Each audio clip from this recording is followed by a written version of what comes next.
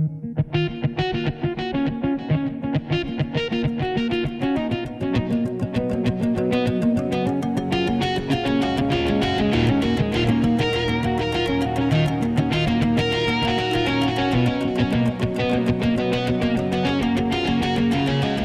disclosure, I'm Robin Farzad.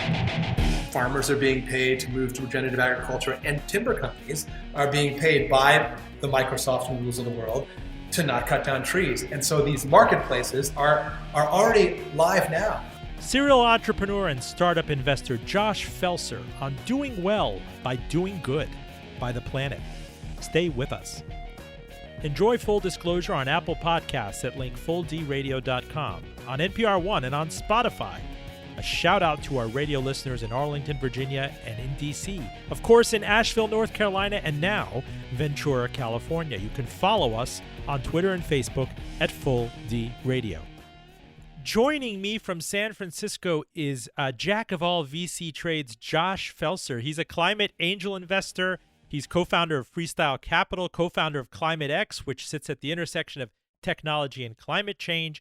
Climate X's first product, #Climate, is an app that aggregates the best climate change actions from leading nonprofits and matches them with social media influencers. In a past life, sir, you exited profitably from Spinner, which you co-founded. That was acquired by AOL for $320 million back in 1999. You also co-founded and was co-CEO of Grouper Crackle, one of the first user-powered internet video networks acquired by Sony for $65 million in 2006. Do you tap dance? Do you play the piano? I've lost my mind and I've left that all behind. How are you? Thanks for letting me snag you onto this. And then there's a whole other secret life you led back in 1984, and I'm going to get to at the very end of the episode. But I am fascinated, let me tell you, as somebody who's covered markets and has always been interested in sustainability and the like, there used to be a pretty kind of lockstep relationship, an inverse relationship. Oil prices would collapse and the prospects for clean tech would collapse, like solar, recycling, commodity prices would collapse. Something was very different this time around in that oil has had a tumultuous couple of years. You saw such a glut during the worst of the pandemic, and yet clean tech, be it solar, wind, geothermal, the state of electric cars, Tesla being the most valuable car maker on the planet, that has kind of had escape velocity. Where are we at right now?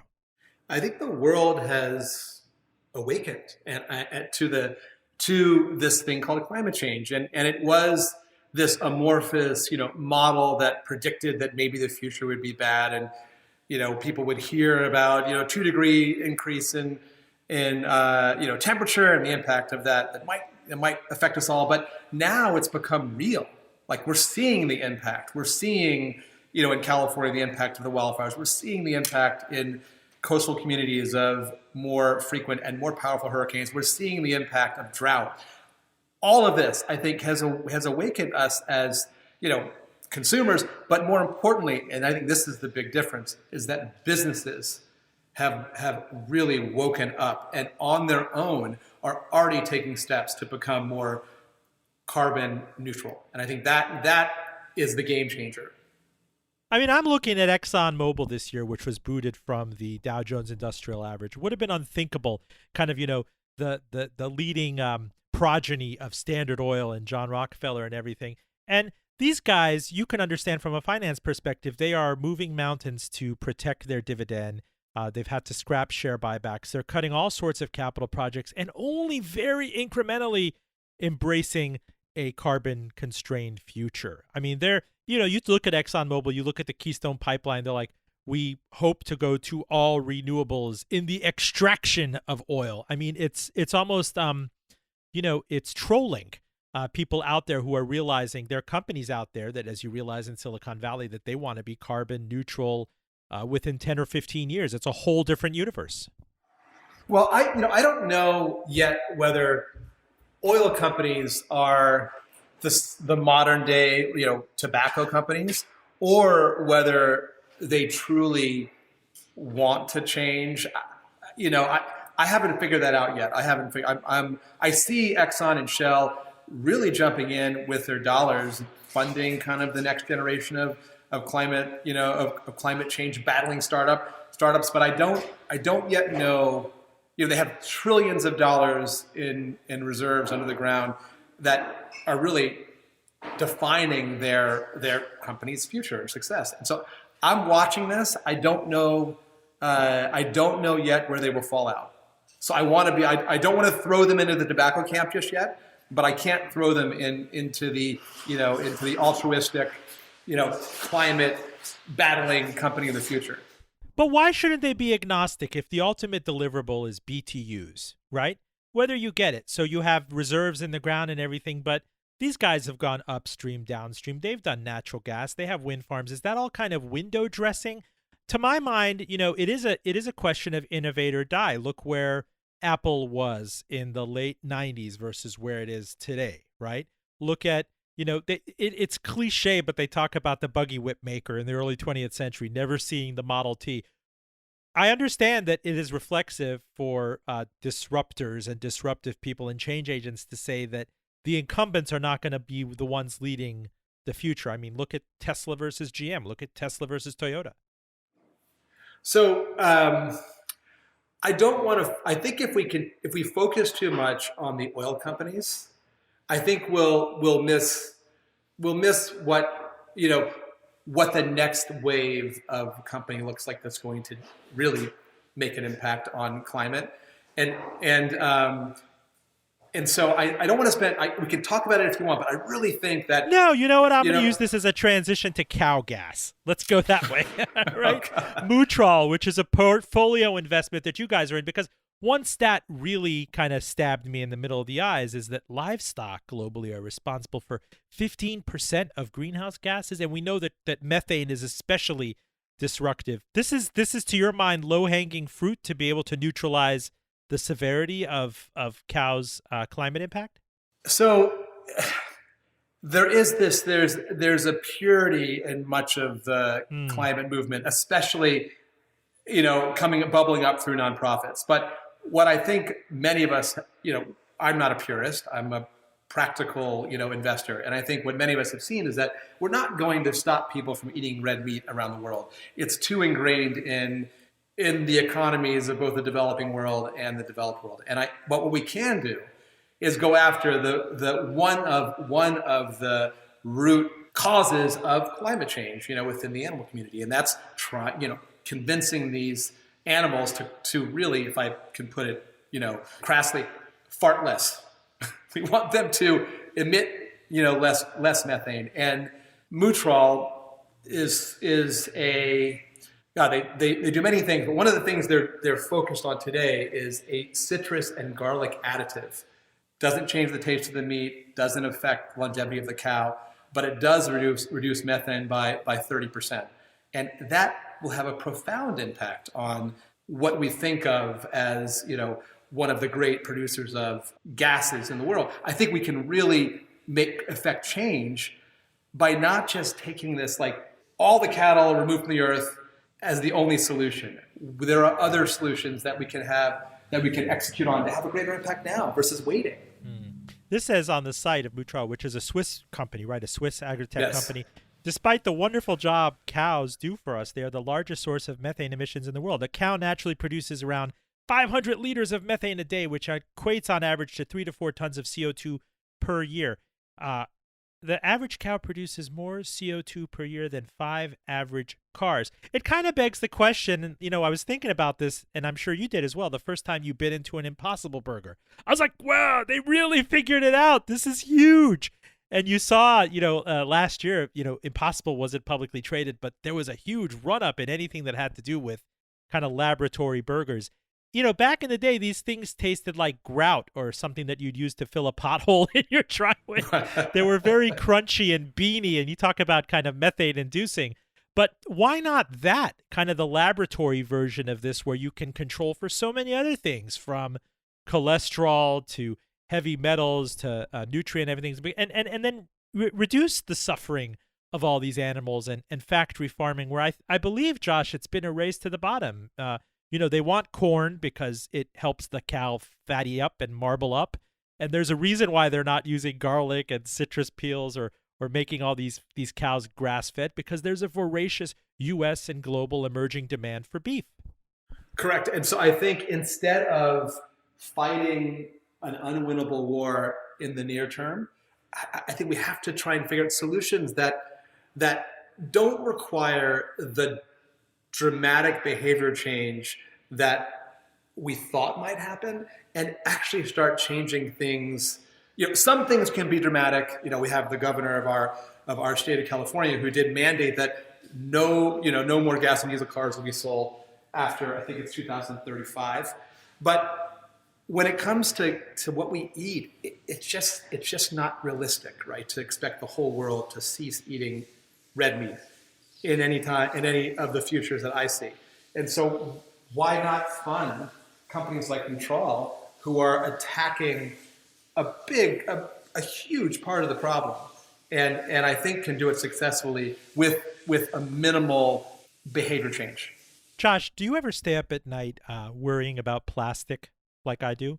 I got to just drive on the highways and see it strewn throughout trees. I mean, when I was in New York, there were some plastic bags. I take the train that were in the same tree for 8-9 years. You take your kids to the beach.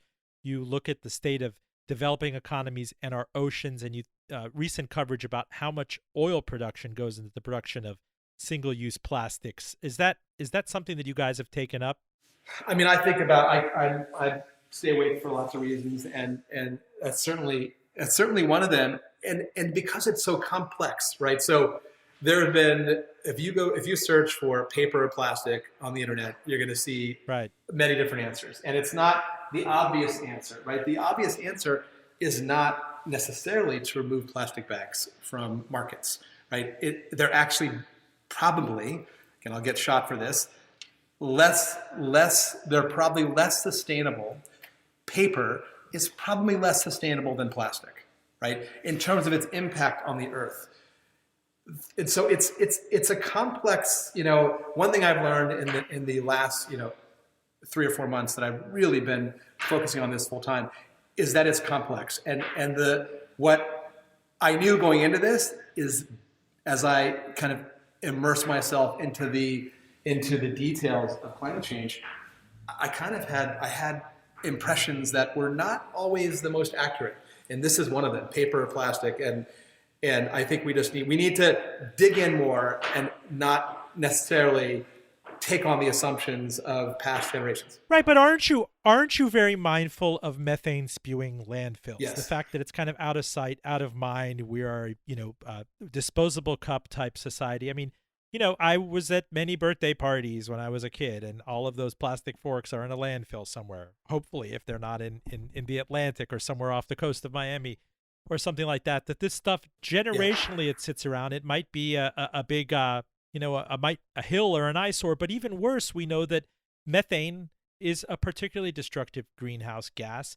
We know that there's an element of kind of private profit and socialized risk, whatever they call externality in economics, that companies profited from selling these things and that they didn't control the life cycle of the product. And you talk about the life cycle is methane and CO2, and something that not just the user of that fork in 1983, but generations down the line will have to contend with. So you asked about what keeps me up at night, and I'll say that it's a version of what you said. And especially during COVID, when we're all ordering in way too much, I am kept up by all of these containers that have a single use. Some of them are recyclable, most of them are not. And it's not sustainable in so many ways. How do we?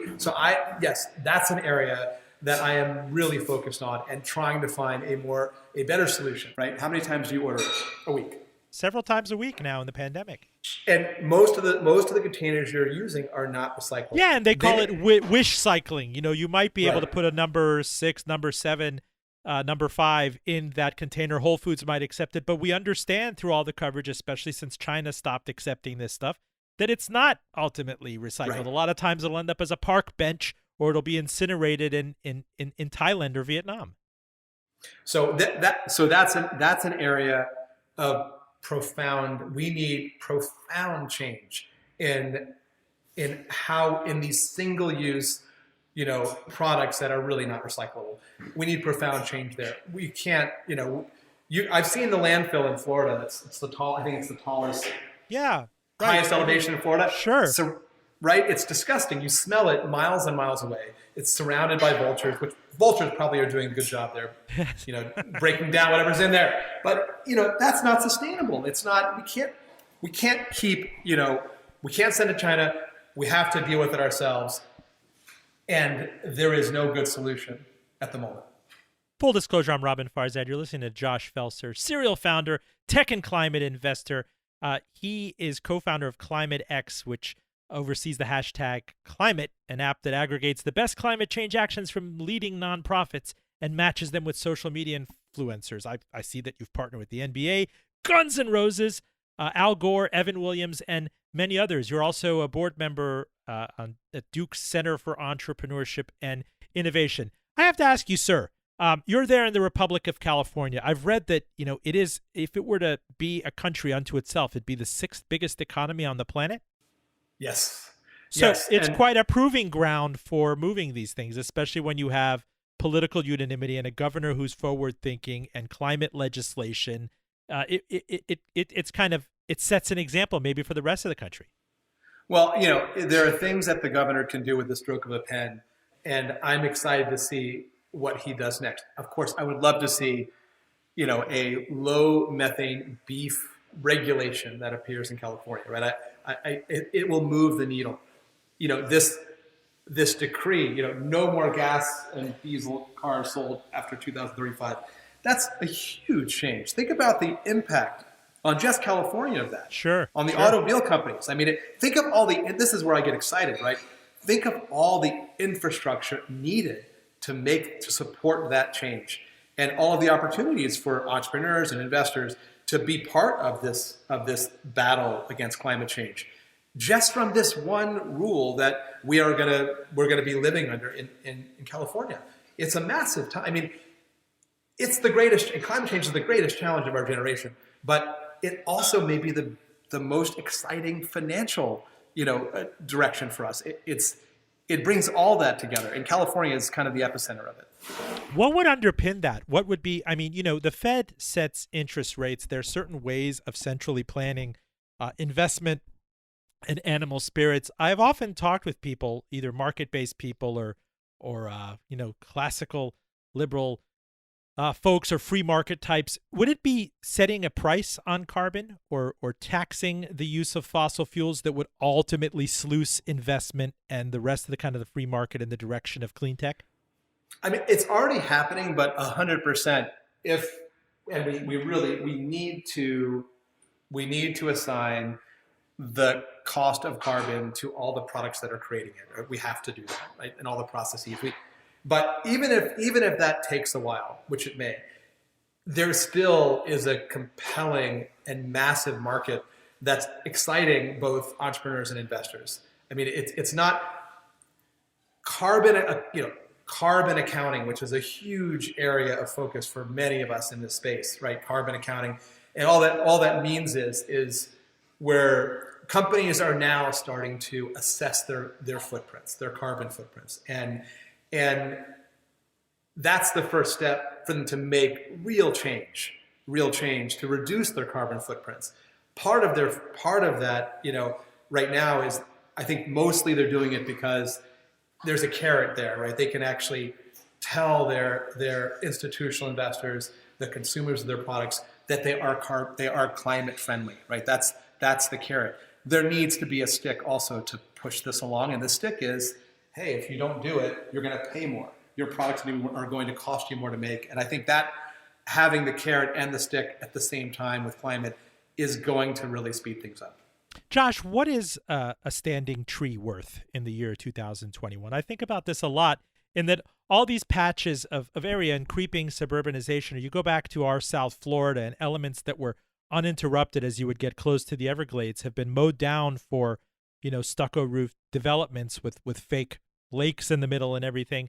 I'm reading increasingly, and I'm hearing whispers that, be it the Nature Conservancy or cold-eyed agriculture investors, realize that there is money to be made. There's opportunity in banking land for land's sake, soil for soil's sake, uncut trees for carbon capture's sake. So it's funny you say that, because I haven't even told you I've only shared one company that I'm working with, but what you just said is one of the many areas of focus for me as an investor. And I actually have already invested in two companies that are really engineering changes in both forestry and agriculture. And one of them pays farmers to move to regenerative ag. That company is called Nori. And then the other is paying timber companies to not cut down trees. And that company is called Sylvia Terra. I'm only making tiny investments in these companies, but I'm doing it as much to really learn and be part of their journeys than anything else. And then there's another company that I haven't invested in, but is also doing great work called Drone Seed. And it's a much more efficient and effective way to scale creating new forests, reforestation. And so there are some good movements in these areas to both take what has been a problem in the climate industry and turn it into a solution. Again, if we have, I won't. This show doesn't have enough time for me to go into regenerative ag, but I'll bring you back. Trust you, me. It reminds me of the lyric. It reminds me of the lyric in the Midnight Oil song, "Blue Sky Mine." And nothing's as precious as a hole in the ground. Yeah, time was you'd see land and you'd develop it, or you'd see these timber trusts and they'd be valued as real estate investment trusts because the potential for housing or strip malls and the like. But I am increasingly hearing, and I'm not as well read on it as I should be, that you can convince landowners that really there's more to be made in treating the land as a bank, as a store of value, whether it's the fertility of the soil over time. They're not making more of this stuff, whether it's the wood and uninterrupted and carbon credits. If you have this conversation with a median landowner right now, how would it go? Like, how would you even get a person who in the past has looked at it in terms of timber, fruits, other yields, hunting access on the property to say, listen, there's actually you can do good and do well by the land? Well, the good news is that I don't have to come up with that number, but there are marketplaces whose sole mission in life is to do exactly what you say, and it's a negotiation, right? So, companies like Google and Microsoft are certainly pushing to change their core processes to move to carbon neutrality. That's going to take a while, and maybe they'll never get there fully, but they'll get close. And the way that they'll be able to say they're neutral is for what they can't do on their own.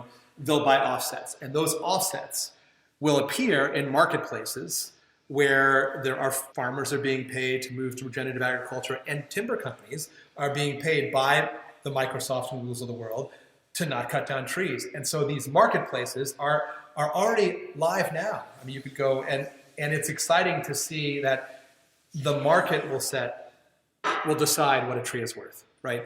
And what is it? Right? There's a little, is that equitable? I have to ask you, and maybe this is a bit of a cul-de-sac. Is that equitable? An enormous Fortune 100 company doesn't actually have to cap its smokestacks or carbon thing. As long as it buys offsets, this stuff is fungible.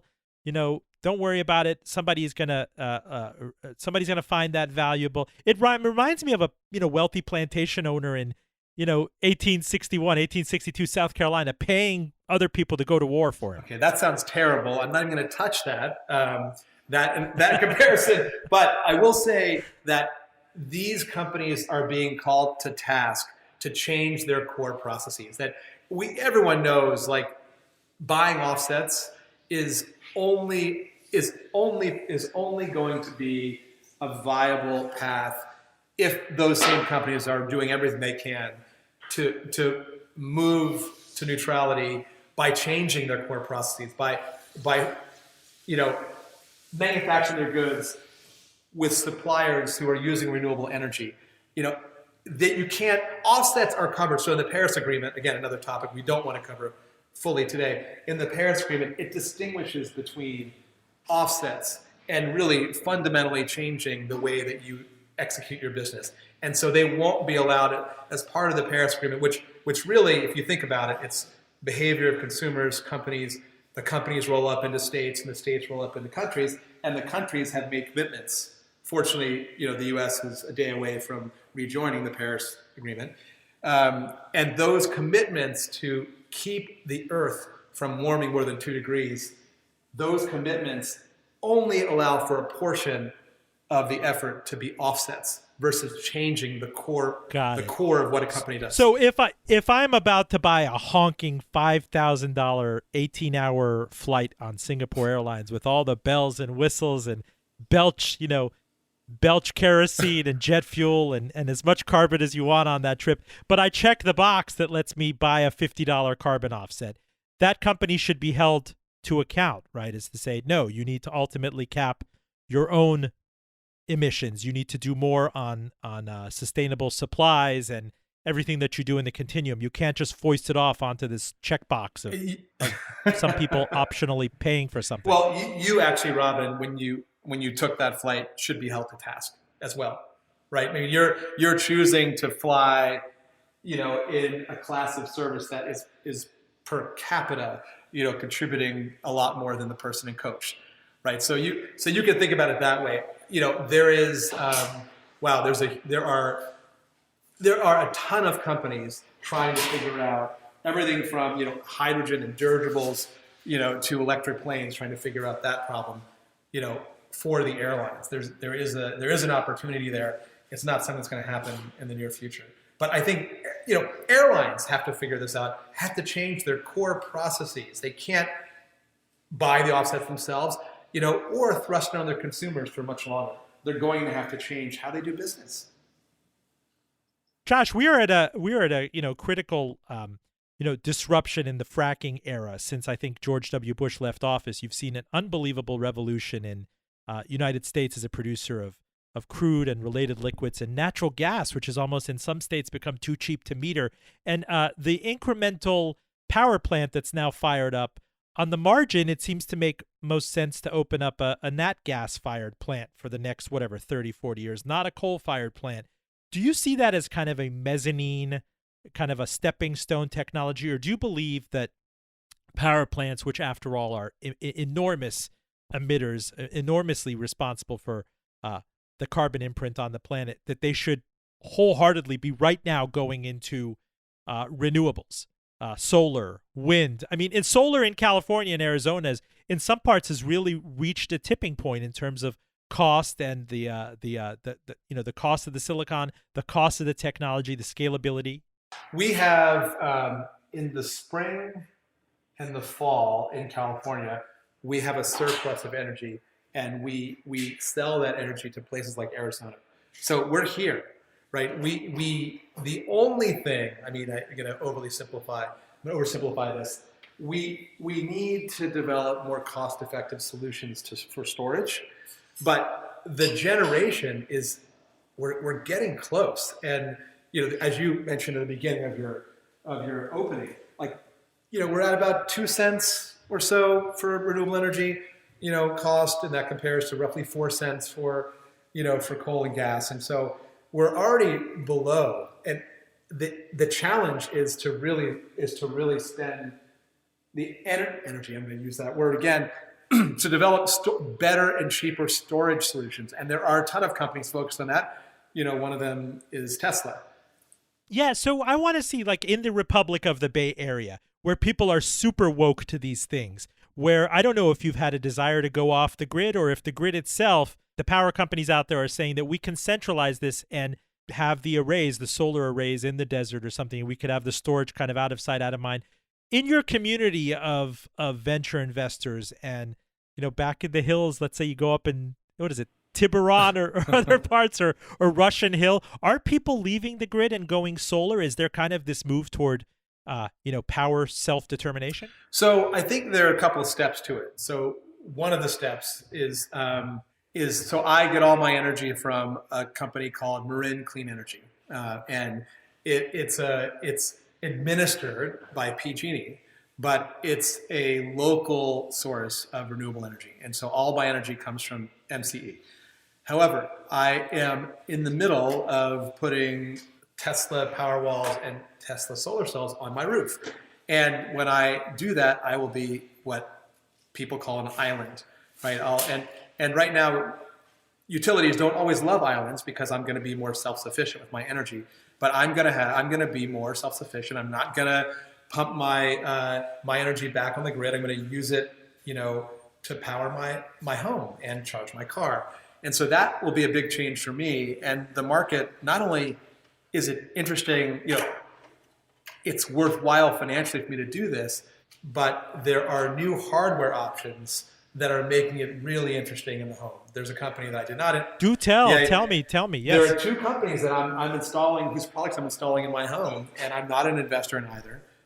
One is called Span, and Span is a smart panel, right? So it takes your old dumb, circuit board that lives, in your garage, sometimes in your, in your home, and it turns it into a software dashboard kind of experience where you can actually control and understand which of your appliances, your EV, what is using the most energy and what can be throttled or slowed down. And it puts all that in a neat package, and it's not, it's new, so I'm happy to be an early adopter, but I'm really excited to see what Span can do for my energy efficiency. And the second product is called Ossiaco. I think it's Ossiaco, and that is a bidirectional inverter. And what that means is that it's a car to grid, so I can actually turn my car battery into a source of power. And if you think about that, I happen to go to Tesla. My Tesla battery is a 90 kilowatt hour battery. My Powerwall battery is a 13.5 kilowatt hour battery. So think about that. Think about the difference in size. So why wouldn't I be using my Tesla battery as a source of power for my home? Right. So especially out here as a backup source, because we have, all these rolling blackouts in California. And so I think that's I think we're starting to see a collection of hardware and software solutions that kind of allow us to start making some headway, in this renewable energy space. Full disclosure, I'm Robin Farzad. You're listening to Freestyle Capital's Josh Felser. He is a tech and climate investor joining us from San Francisco. I got to ask you about Tesla, because I'm sure you get buttonholed about this. If we were having cocktail parties during the pandemic, it is the most talked about, at the very least, stock or tech phenom of our times, in that this is a car company worth $800 billion, more than all the other major automakers combined. Elon Musk toggles in and out of being the wealthiest person on the planet. Now, if he had walked to you humbly in the mid-aughts and said, I got this great idea, Josh, listen, hear me out. We got this Boxer coming out. You would have, I don't understand. At some point in 2012, Josh, or 2013, there was a Consumer Reports review of the Model S. Some real headline-grabbing thing that it said, it was the best car we have ever tested. And he, in fact, put out a press release saying, and did you also mention that, it was so safe that it broke your safety equipment? And I think that gambit, to not have people settle for kind of an old Geo Metro or rinky-dinky fuel-efficient car, but to have something that actually had product lust and desirability. And, my brother got a Model 3, and it's all he would talk about. And next thing you know, these guys are 3-4 years ahead of all of the incumbent, internal combustion engine automakers.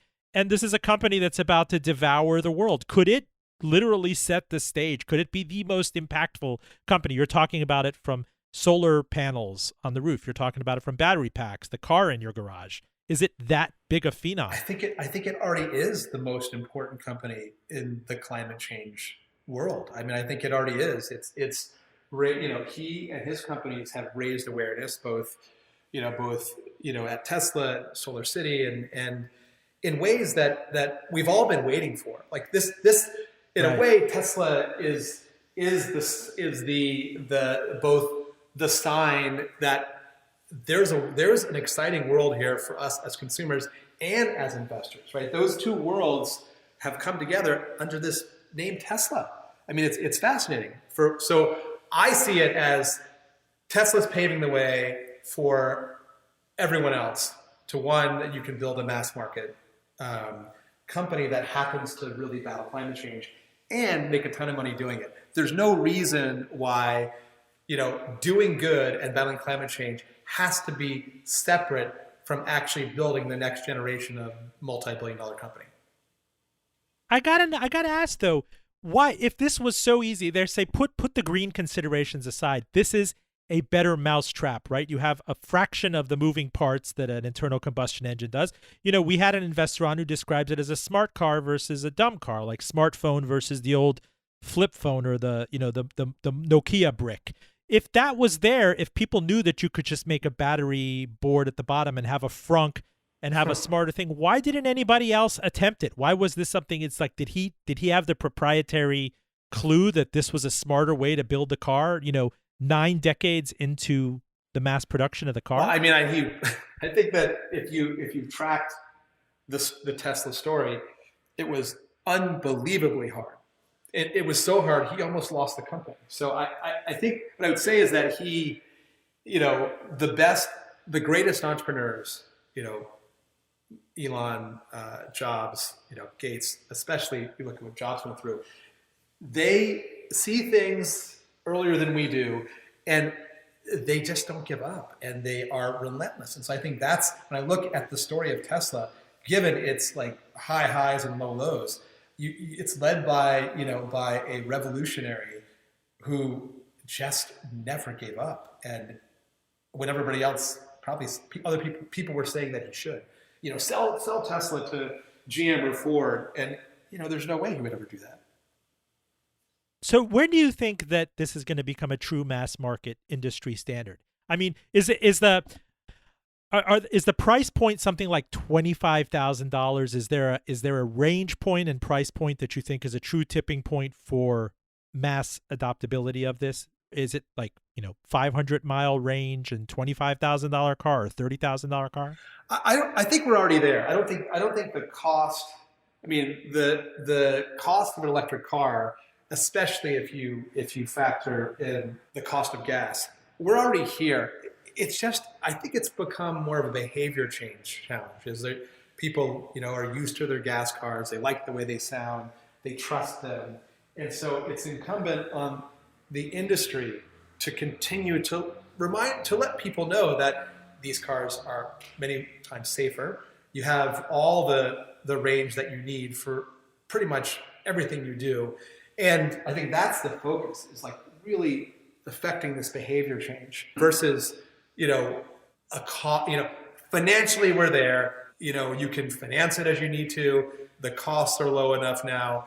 There are options in every size passenger vehicle, except, shockingly, because I'm in the market for one, I could not find a pickup truck that was a plug-in hybrid.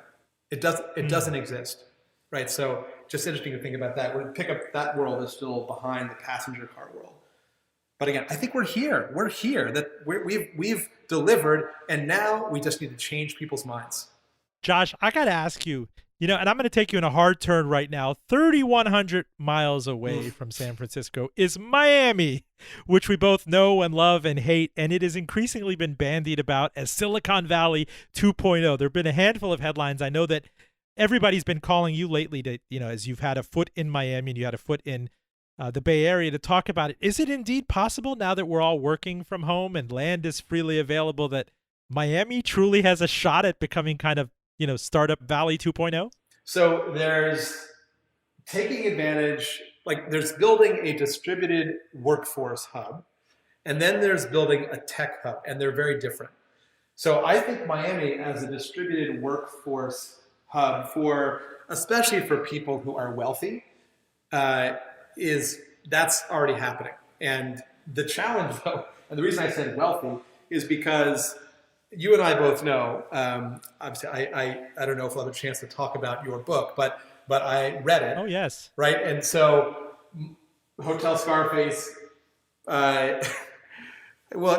it's a long conversation, which maybe I'll come back for also, but, Miami from November to April is maybe the best weather in America, right? It's exciting and vibrant. Come the end of April, it's a totally different world. It is a world where people are are trying to go from vehicle to an indoor space as quickly as they possibly can, right?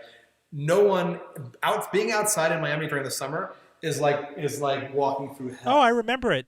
Your shirt sticks to you. The seatbelt, the metal part of the seatbelt burns you as you get Exactly. in. Right? The car is baking. People are terrified of leaving carbonated beverages in the car. But I thought all of this stuff was put to rest when Amazon, for its second headquarters, and Jeff Bezos went to Palmetto. He was raised mostly in Miami. He really dismissed Florida. You would think there'd be a lot of pluses in South Florida: the cost, the livability, the cost of living, but there aren't certain raw ingredients there, namely the educated STEM population, right? The permanence, the presence of major research universities. Right. So how is this leap of faith suddenly happening? Because a handful of wealthy investors and VCs are buying very expensive homes and condos there? And they get to live there during the best time of the year and get the F out during the times and both, from the summer to the hurricane season, right? It's not, you listed all the reasons. There are other reasons why Miami is challenging. Reasons that make Miami, lovable by me. I grew up there, and probably by you, and you and I have a bunch of mutual friends who live there. I think Billy Corbin's been on the show before. Sure. Miami has a culture that defines it. And I love the culture. I grew up with the culture, and it's what makes Miami interesting to me. It also is a culture that I think will be very challenging for people coming from Silicon Valley. It is the Cuban and Caribbean culture there. Again, the music, the food, the vibe. It's for me, what makes Miami so unique in this country. But I think it also comes with, Miami is not known for being an on-time place. It's not. Right. It's not known for being outside of real estate, which is short-term and transactional. It's not known for being a long-term, having a long-term point of view on changing the earth. Right? It's just not. In the valley we have, Oh, and speaking of which, now, I mean, you can go 5-6 miles inland in Miami, and you'll see water gurgle up in Doral, even on sunny days, right? When there's a full moon or a king moon. I mean, to bring it back to your conversation about climate, yes, wealthy people can come in and live in the condo canyons way up, or reinforce things, or live in Indian Creek, I think, frankly, is very imperiled. That's the amazing thing. The wealthiest zip codes in Miami are some of the ones that would be first flooded. And I think that's a fascinating thing to see Elon Musk tweet that he's had a constructive exchange with South Florida lawmakers and we can bore tunnels there. Well, you can't really bore tunnels. The place is at and below sea level. I was talking to a friend who works at Breakthrough Energy. Sure. His name's Matt. And Matt was like, I have this data that shows that by 2050, South Florida, Miami, will probably experience, unless we really change the trajectory we're on, will experience 100 days a year of sunny, what's the terminology used, of sunny day flooding. Think about that. 100 days a year. 100 days a year. I think we're already at 15.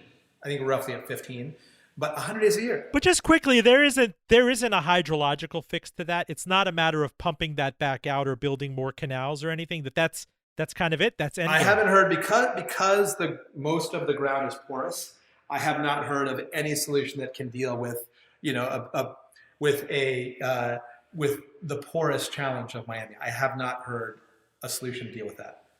And yet some of the smartest money in the United States is snapping up, $15, $20, $30 million housing in the year 2021. Yeah, but the way that, again, because we're talking about 2050 and, probably the buyers, sure, the developers of the coastal real estate, the buyers of the coastal homes, they'll be smart enough to sell before it's that next buyer that's going to have to deal with it. So you're right. Smart money's buying it out, and smart money will sell. And then some dumb money will take it over. And those folks will be the ones most impacted by climate change. Josh Felser, in the 8 or 9 minutes or so I have left with you, I'd be irresponsible if I didn't ask you about your experience at the late great Hotel Mutiny as it sounds like an 80s screenplay or maybe a Penthouse Forum letter or something. But tell me, you were a valet at the Mutiny when? In 1984? Wow, I was, and it's funny, and you did not ask me to do this, but I'm going to do it anyway.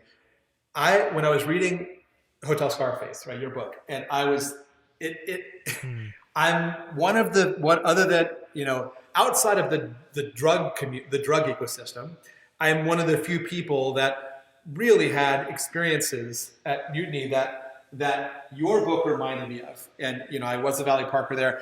I got the job there. I didn't know how to drive a stick shift, and so I would hop in a car and I would try and keep it in first gear and then sneak around the back and learn how to drive a stick shift while I was actually working as a Valley Parker. And the cars that were there, Ferraris and Lamborghinis and all the fanciest cars. And one night I pulled up in one of those cars, and a man walks out, and he's wearing all white suit. He's got a white fedora. He has a woman on each arm. I remember this as if it was yesterday because I was a pretty naive kid. I didn't even know what the Mutiny was about when I got the job there. I just knew that people made a lot of money, right? And so I'm watching this guy come out of the club, out of the hotel, and he's waiting for his car, and he's fumbling in his jacket for something, and this something falls out, and it hits the ground, and it just shatters.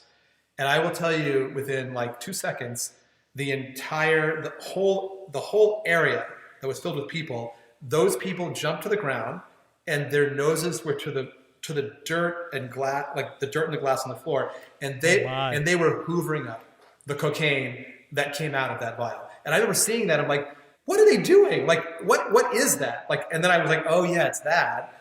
And it stayed with me all these years. And when I was reading your book, I'm like, oh, that's just table stakes, for what you wrote about. Oh my! I wonder if that was Rudy Redbeard, the guy in the white suit and the white fedora, who people would kneel down before him to get a Quaalude at the club, and things would fall in between the floorboards. I got to ask, what is the biggest tip you ever got? Well, I mean, I had, let's see, I didn't disclose it in my tax filings back then. But it's all cash. Yeah, right, exactly.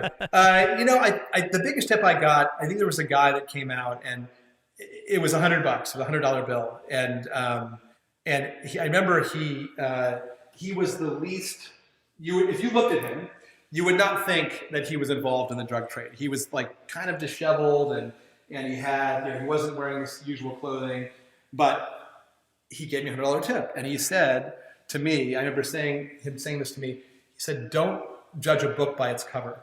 I don't really know what that, wow. I'm not, there's the obvious meaning, but I have a feeling he meant something else that I was supposed to understand at the time. And I never have. How long did you work at the Mutiny? So I was there for, I think, about 6 weeks as a Valley Parker. And the guy who managed all of us, he was kind of